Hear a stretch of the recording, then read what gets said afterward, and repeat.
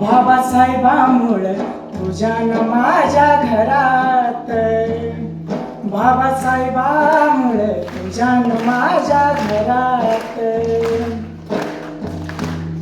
गुर ओढणारा परगा माझा साहेब झाला, गुर ओढणारा परगा आता साहेब झाला, तहसीलीतला मोठा आता नायब झाला.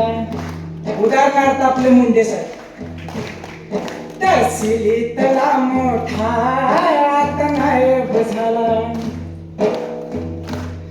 त्याचा दरारासे सरकारी नोकरात, त्याचा दरारासे सरकारी नोकरात बाबासाहेबामुळे तुझ्यान माझ्या घरात, बाबासाहेबामुळे तुझ्यान माझ्या घरात लई बळ आला, लई बळ